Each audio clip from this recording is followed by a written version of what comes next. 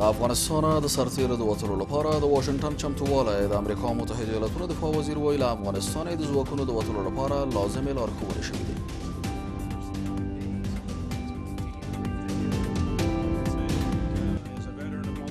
Agreement says that we were reduced down to 8,600. په دې توافقنامه کې ویل شوي چې په 115 ورځو کې به زموږ ځواکونه 8600 راکمېږي.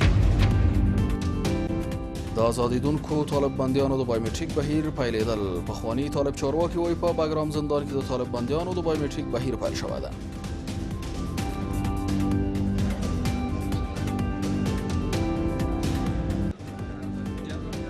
د بندیانو خبره په جریان کې ده، هم په بګرام کې هم په پلچرخي کې چې اوس بایومټریکي شروع دي، دغه کېږي بایومټریک کېږي. او ترکي ځواکونو د سوریې یوه بله جټ الوتکه هم نسکوره کړه. انقرې د سوریې ادلب ښار ته اضافي ځواکونه هم استولي.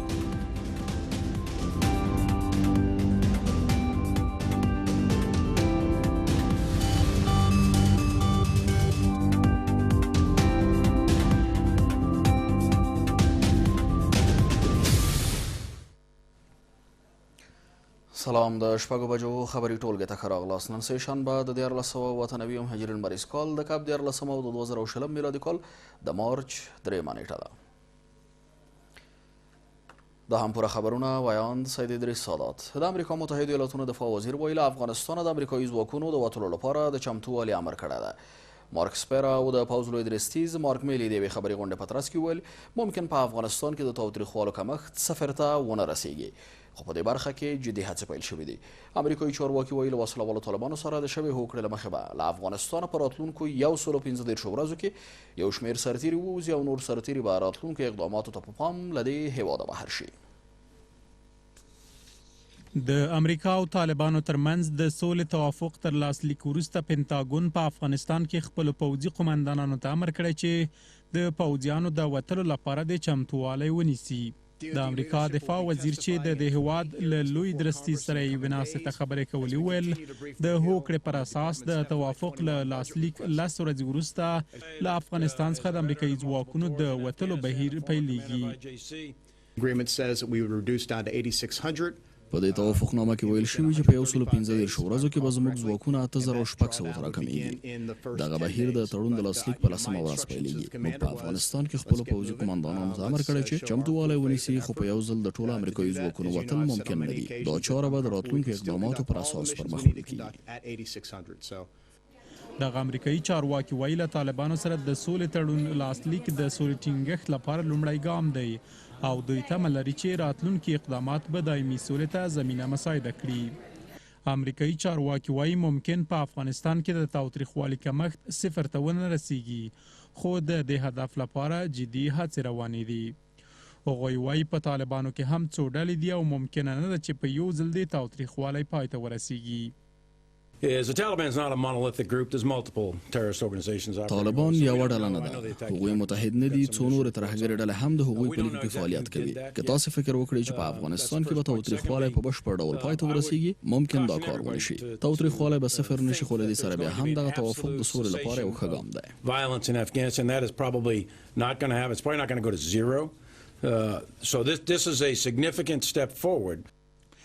په ورته مهال په افغانستان کې د غوڅ ملاتړ ماموریت ویان د سکاټ میلر له قوله ویلي چې د تاوتریخوالي کمښت د اعتماد جوړونې په لور مهم ګام دی او طالبان باید په دې برخه کې پر خپلو ژمنو عمل وکړي. په بګرام زندان کې د آزادېدونکو طالب بندیانو د بایومټریک بهیر پیل شوی دی. وسله والو طالبانو ته نږدې سرچینې وایي د امریکا متحده ایالاتونو وسله والو طالبانو ترمنځ د شوې هوکړې له مخې په بګرام او پر څرخي پله زندانونو کې د طالب بندیانو د بایومټریک لړۍ پیل شوې ده. په ورته مهال د وسله والو طالبانو د قطر دفتر وایي تر بین الافغاني مذاکراتو د مخه د افغان حکومت پلاوي سره نه ګوري، بلکې د محابسو له مسؤلینو سره لیدنه کوي چې مذاکراتو وړاندې 6,000 بندیان آزاد شي. بلخو افغان حکومت به په بګرام کې د طالب بندیانو خلاصون په تړاو بېخبري ښیي او وایي دا موضوع به په بین الافغاني مذاکراتو کې د یو پکیج په توګه له وسله والو طالبانو سره مطرح شي. د طالبانو او متحده ایالاتو ترمنځ د سولې هوکړه کې د طالب بندیانو خلاصون په باب که څه هم افغان حکومت ملاحظات لري خو امریکایي اړخ د توافقنامې تطبیق په هدف لومړني اقدامات پیل کړي دي. طالبانو ته نږدې سرچینې وایي د طالبانو او امریکا ترمنځ د سولې هوکړې وروسته له باګرام او څرخیپ له زندانونو څخه د طالب زندانیانو خلاصون موضوع په جریان کې ده او د ازادېدونکو طالب بندیانو د بایومټریک لړۍ پیل شوې ده. د بندیانو خبره په جریان کې ده، هم په بګرام کې هم په پلچرخي کې چې اوس بایومټریک شروع دي دغه کېږي بایومټریک کېږي. په ورته مهال د ولسي جرګې غړی علاګل مجاهد وایي داسې معلومات یې ترلاسه کړي چې د بندیانو د خلاصون بهیر به 8 ورځې وروسته پیل شي او د طالبانو د لیست په اساس د ازادېدونکو بندیانو بایومټریک پیل شوی.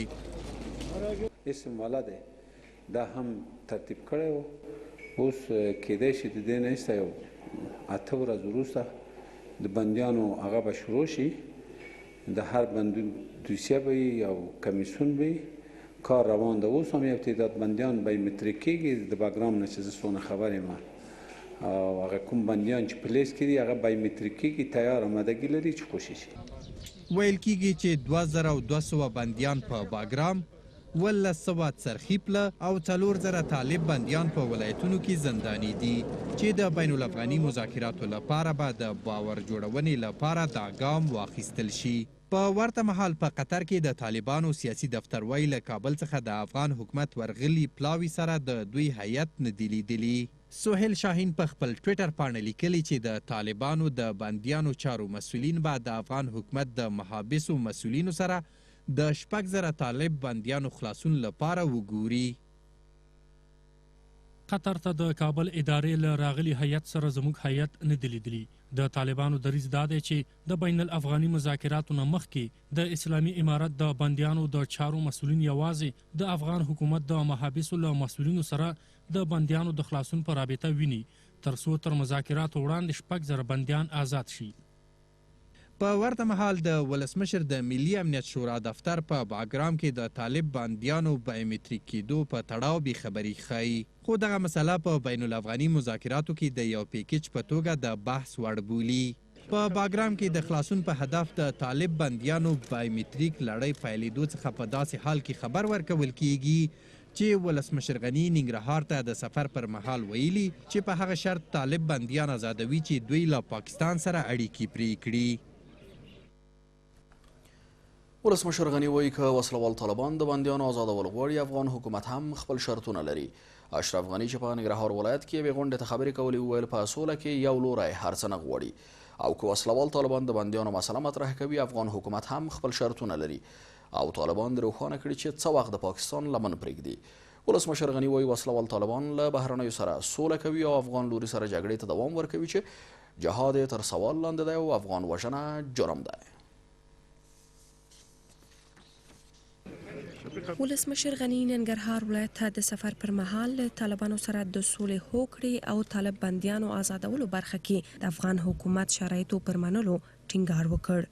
اشرف غني وایي چې په سوله کې یو لوري هر څه نه غواړي او که طالبان د بندیانو مسله مطرح کوي افغان حکومت هم خپل شرطونه لري. ولسمشر وایي که طالبان غواړي بندیان آزاد شي باید دوی هم روښانه کړي چې څه وخت د پاکستان لمن پرېږدي.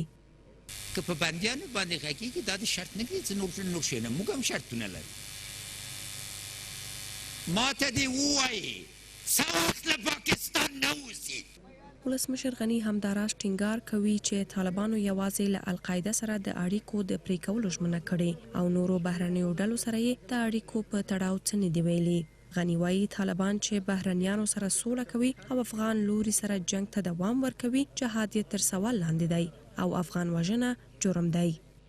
القاعده نه ځان بیلوي مګر نور نه ځان نه بیلوي، اما اصلي خبره ده خارجیانو سره منئ چې سوله کوئ نو جهاد معنا څه. افغان وژنه جرم ده، افغانانو سره بېوزلي ده. دا ځای چې لکه چې والي صاحب ویلې له هغوی نه پوښتنه وکړئ چې پیسې مې په څه لګولې. تاسې خړ وشو ولسمشر خو کالي یې بدل نه سو او دومره زور هم نه لري چې 2 مې 3 مې ښځې پسې وګرځي.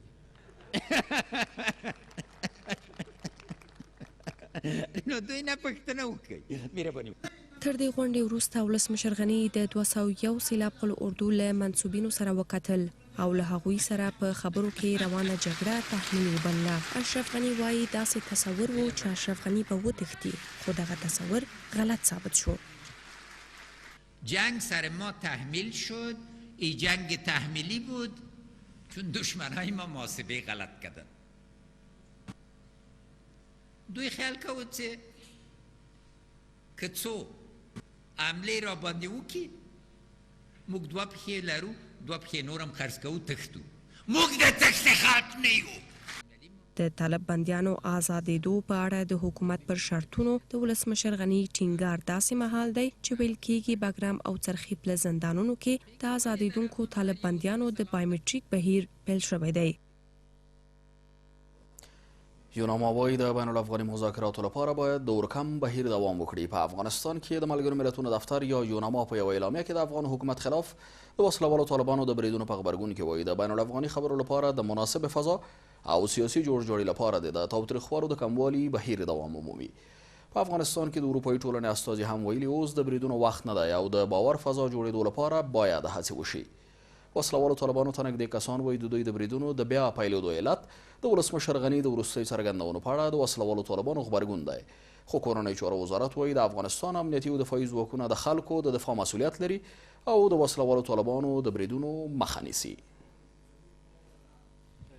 د طالبانو او امریکا ترمنځ تر یوې ونې ورکام او سولې هوکړې تر لاسلیک 2 ورځې وروسته طالبانو د افغانستان په یو شمېر ولایتونو کې د افغان حکومت او امنیتي ځواکونو خلاف بریدونه پیل کړي دي. د افغانستان لپاره د ملګرو ملتونو دفتر یا یوناما د طالبانو د نظامي عملیاتو د بیا پیل کېدو په تړاو له راپورټونو وروسته په یوه اعلامیه کې د تاوتریخوالي د بندېدو او د ورکم بهیر د دوام غوښتنه کړې. یوناما وایي چې د بین الافغاني خبرو اترو د پیل لپاره مناسب چاپیریال باید رامنځته شي او دا د سیاسي جوړجاړي سبب کیږي. ښکېل لوري باید نظامي عملیات ودروي، ورکم یا د تاوتریخوالو کموالی باید دوام پیدا کړي څو د بین الافغاني خبرو اترو د پیل لپاره مناسب چاپیریال ته زمینه برابره شي. دا چاره بیا د دایمي اوربند او دوامداره سیاسي جوړجاړي لامل کیږي. په ورته مهال په افغانستان کې د اروپایي ټولنې استازی وایي چې که د طالبانو له لوري د بریدونو مسله تایید شي دا کار به د دوحې د هوکړې خلاف وي. که د طالبانو له لوري د بریدونو له سره پیلېدل تایید شي دا به د دوحې هوکړې خلاف عمل وي. اوس بریدونو ته وخت نه دی بلکې د باور رامنځته کولو مرحله ده چې باید په سمه توګه پر مخ ولاړه شي. د حقوقي چارو شنونکي بیا وایي چې د سولې په تړاو د وروستۍ هوکړې پلي کولو ته باید ټول لوري ژمن وي. که واقعا مخته ځي او ښه اراده لري نو لازمه ده چې حداقل دغه د حسن د نیت خو د خپل ښکاره کړي چې دغه حملې او دا شیان راکم کړي. یعنې کله چې سولې خواته روان وي نو جنګ څه معنا لري او نیتونه باید د دواړو خواو په همدې استواره وسي چې بس سوله ده، سوله یو ضرورت ده. طالبانو ته نږدې کسان وایي چې د امریکا او طالبانو ترمنځ په هوکړه لیک کې یوازې د امریکا سره توافق شوی او طالبان له افغان لوري سره د بریدونو نه کولو کوم توافق نه لري. دوی وایي چې پر افغان لوري د طالبانو تازه بریدونه د ولسمشر غني د وروستیو توندو څرګندونو په غبرګون کې دي چې د بندیانو د نه ازادېدو په اړه یې کړي دي. موافقتنامه کې داسې څه نشته. کومه موافقتنامه چې امضا شوې هغه کې داسې څه نشته چې په افغاني لوري به حملات نه وي بلکې امریکایي لوري باندې به حملات نه وي. هلته صراحت د همدې خبرې دی. او بله خبره زه تاسو ته وکړم، پښتو کې یو متل لرو وایي دا غر دی کربوړی. همدا رئیس جمهور، همدا اظهارات، همدغه خبرې د بندیانو په ارتباط، همدغه تربیه، همدغه تعلیم او همدغه عکس العمل چې موږ نن سبا ګورو. خو کورنیو چارو وزارت وایي چې افغان امنیتي او دفاعي ځواکونه د طالبانو د هر ډول بریدونو مخنیوي ته تیاری لري او امنیتي ځواکونه به د طالبانو بریدونه دفع کوي او دغه ډله به ځپل کیږي. د افغانستان امنیتي او دفاعي ځواکونه له خلکو څخه د دفاع مسؤلیت لري. موږ د طالبانو پر خلاف د خپلو خلکو دفاع ته په ټول قوت او پوره جدیت سره دوام ورکوو. په هر ځای کې چې طالب حمله وکړي ځپل کیږي به او اوس هم زموږ دښمنان دي.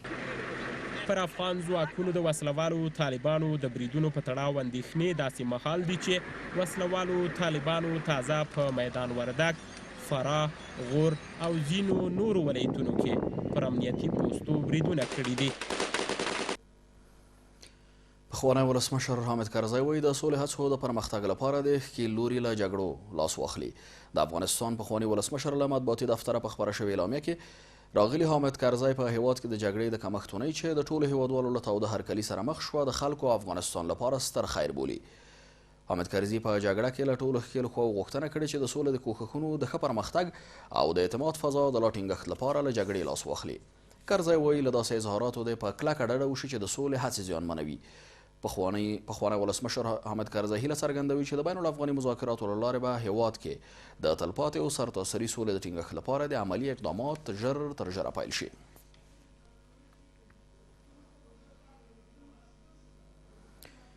اجرایه ریاست وایي د بین الافغاني خبرو لپاره له خپل اړخه د ټاکل کیدونکي پلاوي نوملړ وروستی کړی دی. د اجرایه ریاست چارواکي وایي سپیدار ماڼۍ او د ثبات او همپالنې ډله په ګډه له وسلوالو طالبانو سره د خبرو لپاره بشپړ چمتووالی لري او په همدې هدف یې د پلاوي نوملړ وروستی کړی دی. بلخوا ولسمشر ماڼۍ وایي د سولې لپاره د یو ټول شموله پلاوي پر جوړېدو کار روان دی، خو په وینا یې د دې پلاوي صلاحیتونه به محدود وي.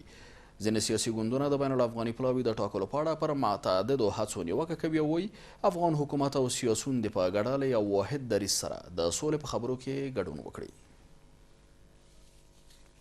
د طالبانو او امریکا ترمنځ د سولې هوکړې تر لاسلیک د 3 ورځو په تېرېدو سره تر اوسه د بین الافغاني خبرو لپاره هیڅ ډول چمتووالی نه دی نیول شوی. د امریکا او طالبانو ترمنځ د روانې اونۍ په پیل کې د سولې هوکړه لاسلیک شوه چې د دغه هوکړې تر لاسلیک وروسته پیلېدونکو بین الافغاني خبرو ته چمتووالی روان دی. د ملي یووالي حکومت اجرایه ریاست وایي چې د بین الافغاني ډیالوګ لپاره یې له خپل اړخه د پلاوي نوملړ نهایي کړی دی. موږ مسؤلیت لرو چې باید بشپړه چمتووالی ولرو د بین الافغاني ډیالوګ په هکله. هیلهمندي دا ده چې یو ټول شمول هیات او مرکچی پلاوی وټاکل شي تر څو چې دا هیات وکولای شي د ټول افغانستان استازیتوب وکړي. اجرایه ریاست او د ثبات او همپالنې ټیم هیات مشخص دی. مونږ مشخص کړی دی چې څو کسان باید معرفي وکړو. دا فهرست نهایي ده. ویل کېږي چې له طالبانو سره د بین الافغاني خبرو لپاره د عبدالله لخوا ټاکل شوی هیئت 6 کسیز دی. هاخوا ولسمشر ماڼۍ د بین الافغاني خبرو لپاره د یو داسې پلاوي په ټاکل کېدو ټینګار کوي چې د افغانستان اسلامي جمهوریت له ادرس څخه له طالبانو سره خبرو ته کینی. حکومت افغانستان برای مذاکرات آمادگی کامل دارد. یک تیم همه شمول آماده میشه تا از ادرس جمهوری اسلامی افغانستان وارد مذاکره میشه. این تیم محدود است ولی مؤثر است. صلاحیتشان نسبی است. جهت ایجاد هیئت همه‌شمول و مؤثر از جانب جمهوری اسلامی افغانستان رایزنی‌های فشرده با اقشار مختلف مردم هم از سیاسیون، جامعه مدنی، نماینده‌های مردم افغانستان صورت گرفته و این پروسه ادامه داره و از نظریات و پیشنهاداتشان در ساختار هیئت مذاکره کننده جمهوری اسلامی افغانستان استفاده بهینه خواهد شد.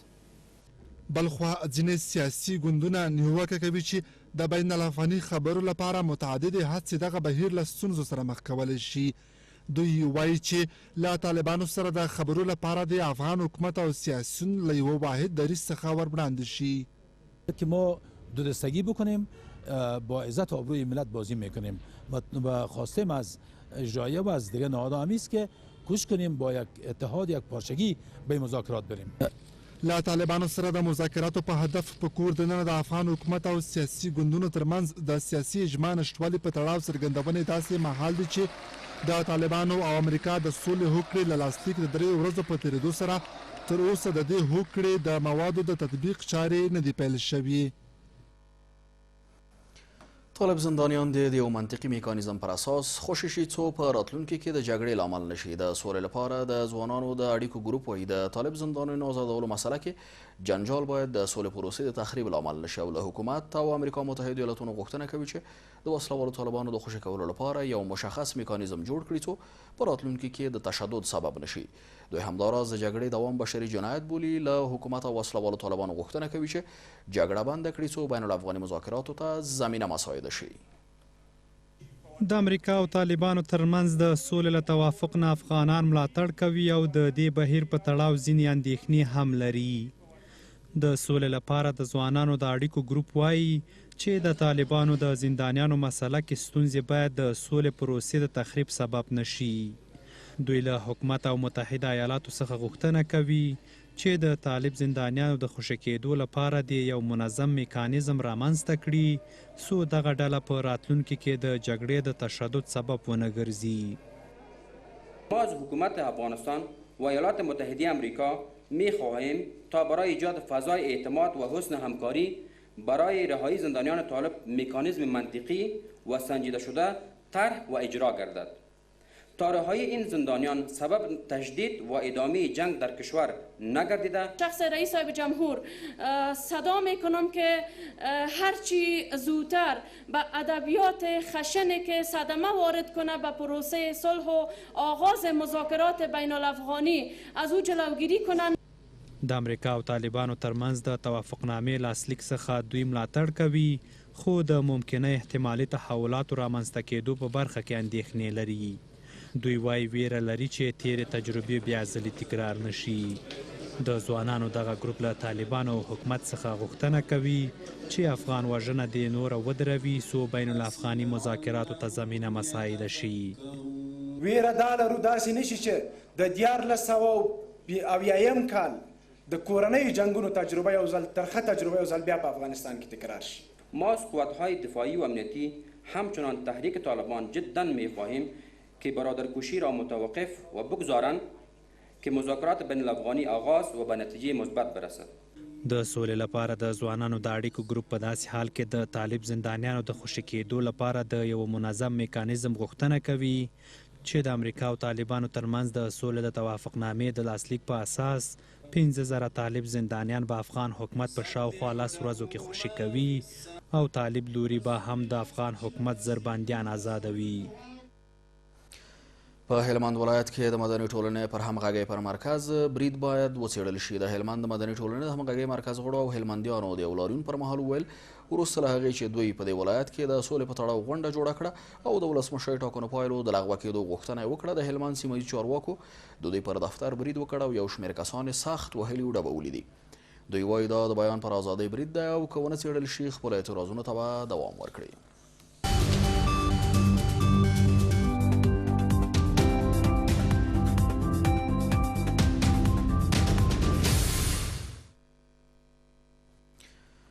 به هم ښه راغلاست او د همڅو بهرني خبرونه. ترکي ځواکونو د سوریې ادلب ښار کې د بشار اسد د دولتي ځواکونو یوه بله جنګي جټ الوتکه هم نسکوره کړې ده. دا د سوریې د دولتي ځواکونو درېیمه جټ الوتکه شوه چې روانه اونۍ د ترکي ځواکونو لخوا نسکورېږي. ترکیې پر دې سربیره ادلب ښار کې اضافي ځواکونه هم استولي چې د بشار الاسد د رژیم پر خلاف د پوځي عملیاتو د پراخېدو او ان د دمشق له ملاتړي روسیې سره د ټکر د احتمال خطر رامنځته کړی دی. کرملن ماڼۍ همدې ته په کتو د سې شنبې په ورځ ویل هیله لري ترکیې سره د مستقیم تقابل د رامنځته کېدو خطر راکم شي. د ایران د پارلمان 23 غړي پر کرونا ویروس اخته دي. په دې هیواد کې پر کرونا د مخته کسانو ارقام هم په یوه ورځ کې د 55% په لوړېدو سره 2314 تنو او قربانیانو شمېر 22 تنو ته لوړ شوی ده. په ورته وخت کې د روغتیا نړیوال سازمان ویلي چې د کرونا ویروس له کبله ټولې نړۍ ته غیر یقیني خطر مواجه دی. د واشنګټن لخوا په امریکا متحده ایالاتونو کې پر کار د بوختو چینی ژورنالستانو پر وړاندې د امریکا متحده ایالاتونو او قانوني اقداماتو پریکړه د بیجینګ له جدي غبرګون سره مخ شوې ده. د چین بهرنیو چارو وزارت وايي په امریکا متحده ایالاتونو کې د چین د دولتي رسنیو د فعالیت پر وړاندې وضع شوي محدودیتونه د سړې جګړې د مهال ذهنیت منعکسوي. سرچینې زیاته کړې چې دا پریکړه به د دواړو هیوادونو پر اړیکو جدي ناوړه اغیز وښندي. او د روسیې ولسمشر ولادیمیر پوتین د دې هیواد په اساسي قانون کې د ځمکنۍ بشپړتیا په اړه تعدیلات وړاندیز کړي دي. اندېښنه ده چې دغه تعدیلات به د جاپان او اوکراین له جدي غبرګون سره مخ شي چې روسیې سره ارضي لانجې لري. جاپان روسیې سره د ختیځو ټاپوګانو او اوکراین سره د کریمیا ټاپو وزمې د ملکیت پر سر لانجه لري. اوسنۍ خبرې ټولګه مو په همدې ځای پای ته رسیږي. له ملتیا مننه کوم. تر بیا د خدای پامان.